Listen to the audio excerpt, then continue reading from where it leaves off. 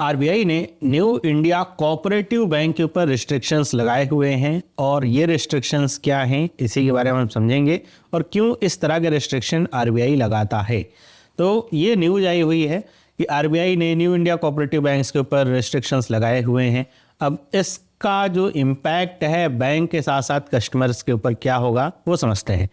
तो ये जो रिस्ट्रिक्शन है न्यू इंडिया कोऑपरेटिव बैंक के ऊपर लगाई गई है और ये इस वजह से है क्योंकि कुछ आरबीआई को अपनी सुपरवाइजरी में इसमें कमियां दिखी, लिक्विडिटी इश्यूज कुछ दिख रहे हैं, जिसकी वजह से जो डिपॉजिटर्स हैं उनके इंटरेस्ट को ध्यान में रखते हुए ये जो रिस्ट्रिक्शंस हैं लगाई गई हैं ताकि इसकी जो फाइनेंशियल स्टेबिलिटी है वो मेंटेन हो सके। मतलब आरबीआई को कहीं ना कहीं लग रहा है कि अगर इसी तरीके से चीज़ें चलती रही इस बैंक के साथ तो आने वाले समय में ये बैंक में बैंक रन की कंडीशन उत्पन्न हो सकती है। मतलब बैंक की जितनी क्षमता है, मतलब जितने डिपॉजिट्स ने ले रखे हैं उसके पे करने के उसको उतने जो एसेट्स हैं वो बचेंगे ही नहीं।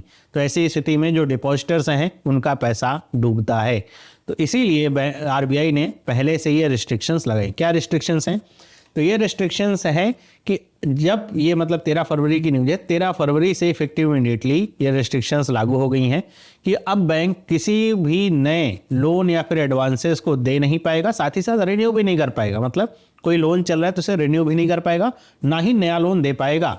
इसी के साथ बैंक कोई भी नया इन्वेस्टमेंट नहीं कर पाएगा। मतलब कहीं पे अगर कोई प्रॉपर्टी खरीदना है या फिर किसी भी तरह का इन्वेस्टमेंट है, कहीं शेयर होल्डिंग अपनी बढ़ानी है, कुछ भी नहीं कर पाएगा।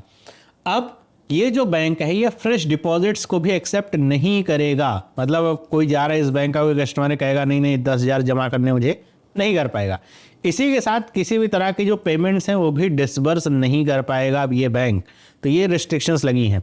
Transferring disposing of any property और एसेट्स, मतलब बैंक ये चाहे कि इस पीरियड के दौरान कि वो अपनी कोई प्रॉपर्टी है किसी को ट्रांसफ़र कर दे या फिर कोई एसेट है वो उसे बेच दे और पैसा जुटा ले, ये भी अब बैंक नहीं कर पाएगा। तो ये कुछ ऐसी रिस्ट्रिक्शंस हैं जो लगाई गई। तो आप देख रहे हैं इसका बैंक के ऊपर प्रभाव पड़ेगा, मतलब बिजनेस पे, कि लोन एडवांसेस नहीं दे सकते, इन्वेस्टमेंट नहीं कर सकते, प्रॉपर्टी किसी को ट्रांसफर या बेच नहीं सकते।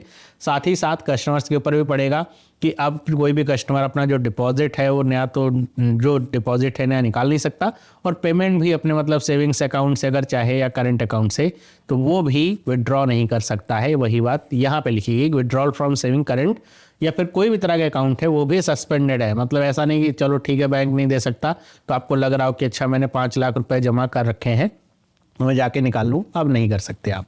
ये जो डायरेक्टिव्स हैं ये अभी 6 महीने के लिए लागू रहेंगी और इस 6 महीने के दौरान देखा जाएगा कि बैंक का जो अब ये डायरेक्टिव लागू करने के बाद कैसी फाइनेंशियल कंडीशन है, स्टेबिलिटी आई कि नहीं आई। उसके बाद आगे इसको रिव्यू किया जाएगा कि इसे बढ़ाना है या फिर इसमें कुछ कटौती करनी है।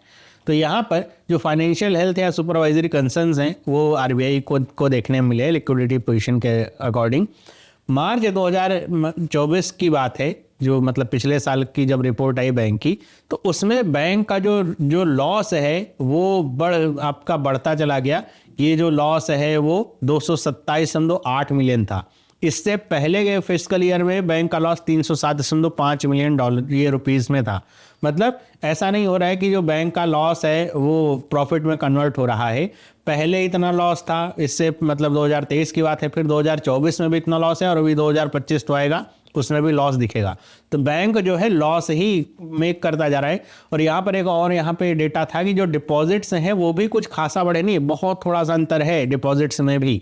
और एडवांसेस जो है वो कम होते जा रहे हैं। एडवांसेस जो बैंक देता है ताकि कुछ और इनकम क्रिएट हो सके वो भी बैंक के कम होते जा रहे हैं।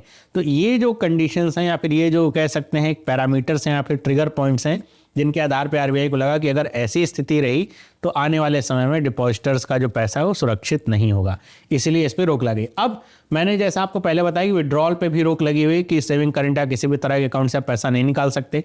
तो ऐसे जो कस्टमर्स हैं उनके लिए क्या प्रावधान है?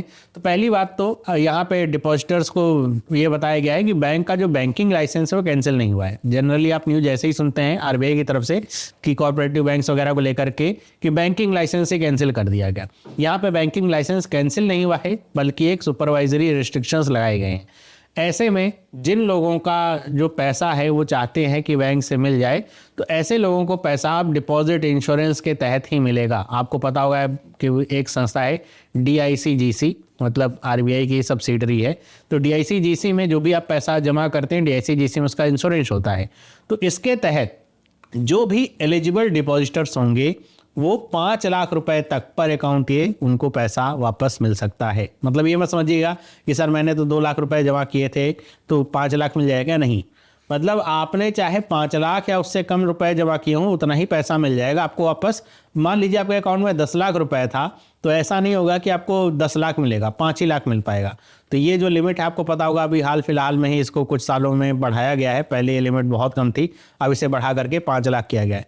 तो 5 लाख रुपए तक आपको DICGC के तहत क्लेम करना होगा, तो वो अगर आप एलिजिबल होंगे तो वो मिल जाएगा। तो ये कस्टमर्स के लिए है कि पैसा उनका इतना पैसा तो उन्हें मिल ही जाएगा। इससे ज़्यादा मेरे ख्याल से कोऑपरेटिव बैंक्स वगैरह में इतने ज़्यादा पैसा जो नॉर्मल आदमी है वो रखता नहीं है। हाँ, कई बार ऐसा होता है कि इसमें क्या होता है कि जो कोऑपरेटिव बैंक्स होते हैं ना, इनका जो कह सकते हैं ये जो डिपॉजिट के इंटरेस्ट रेट होते हैं ना, काफ़ी लिक्विडेटिव होते हैं। सेविंग्स पे जैसे नॉर्मली आपको 3% 4% मिलेगा, कोऑपरेटिव बैंक्स वाले कहेंगे नहीं नहीं हम तो आपको 7% देंगे। तो ऐसे में होता क्या है कि कोऑपरेटिव बैंक्स के पास ज़्यादा कस्टमर्स आ जाते हैं कि हमको ज़्यादा इंटरेस्ट मिल रहा है। ऐसे में कई लोग ना बड़े बड़े जो FDs हैं वो करके बैठते हैं। और ये जो FDs होती हैं बड़ी बड़ी, मान लीजिए किसी ने 10 लाख, किसी ने 15 लाख, हम देखते हैं जब लाइसेंस कैंसिल होता है तो बहुत सारे लोग रोते हुए देखते हैं कि अभी उन्होंने 20 लाख की FD कर दी कि बेटी की शादी करनी थी इस वजह से, क्योंकि FD पर भी जो इनको इंटरेस्ट रेट मिलता है हाई मिलता है। तो इसी वजह से कई सारे ऐसे लोग होते हैं जिनका इंटरेस्ट जो डिपॉजिट होता है ज़्यादा होता है, लेकिन मिल पाएगा उन्हें केवल 5 लाख रुपए ही। 5 लाख से कम है तब तो खुश होने वाली बात रहेगी कस्टमर्स के लिए, उससे ज़्यादा है तो दुखी होने वाली बात है। तो ये डिपॉजिटर्स को ये एडवाइस किया गया है कि वो जो अपना क्लेम है वो बैंक के साथ जो है सबमिट करें। ध्यान रहे, बैंकिंग लाइसेंस अभी भी कैंसिल नहीं हुआ है। मतलब अगर कंडीशन इसकी अच्छी रहती है तो जो आपका पैसा है वो आपको मिल ही जाएगा, वरना आप क्लेम करना चाहते हैं तो करेंगे। यहाँ पे RBI ने ये कहा है कि हम इसकी जो कंडीशन है बैंक की वो कंटिन्यू मॉनिटर करेंगे 6 महीने तक के लिए। और यहाँ पे जो डिपॉजिटर्स प्रोटेक्शंस के लिए जो डायरेक्टिव्स दिए गए हैं और इनमें बदलाव भी लाया जा सकता है। मतलब 6 महीने के बाद अगर दिख रहा है कि बैंक की कंडीशन ठीक हो रही है तो कुछ बदलाव भी लाया जा सकता है। और अगर ये बिगड़ती ही रही तो फिर आगे के स्टेप्स और भी एक्सट्रीम हो सकते हैं। तो ये जो अभी मैंने आपको पहले भी बताया कि जो रिस्ट्रिक्शंस हैं ये 6 महीने के लिए भी हैं, और आगे ये बढ़ाए भी जा सकते हैं और कम भी हो सकते हैं। डिपेंड करता है बैंक की फाइनेंशियल कंडीशन इन 6 महीनों में कैसी रहती है। क्योंकि अब बैंक को बहुत सारे सुझाव भी दिए जाएंगे RBI की तरफ से कि जो कंसर्न्स हैं उनको आइडेंटिफाई करें, और जो दिक्कतें आ रही हैं जहाँ से ज़्यादा पैसा जा रहा है उनको, जैसे बहुत सारा इसमें NPA भी होगा तो NPA रिकवरी का प्रयास करेगा बैंक, तो उससे भी पैसा आ सकता है। नहीं करेगा तो फिर नहीं आएगा, तो और भी इसमें दिक्कतें बढ़ जाएंगी बैंक के लिए भी, और डिपॉजिटर जो है उनके लिए तो रहती ही हैं। तो ये थी पूरी न्यूज। अब एक सवाल मैं आपसे पूछता हूं कि RBI को ये पावर कहां से मिलती है इस तरह के रिस्ट्रिक्शंस लगाने की या फिर लाइसेंस कैंसिल करने की? कौन से एक्ट के तहत RBI को पावर है? जवाब पता है तो आप कमेंट करके बताइए, क्योंकि ये जो सवाल है ये आपके एग्जाम में भी पूछा जा चुका है। तो बाकी इस तरह की और वीडियोस आपको चाहिए तो वीडियो को लाइक कर दीजिए, चैनल को सब्सक्राइब कर लीजिए। मिलते हैं अगली वीडियो में, सभी लोगों को बाय।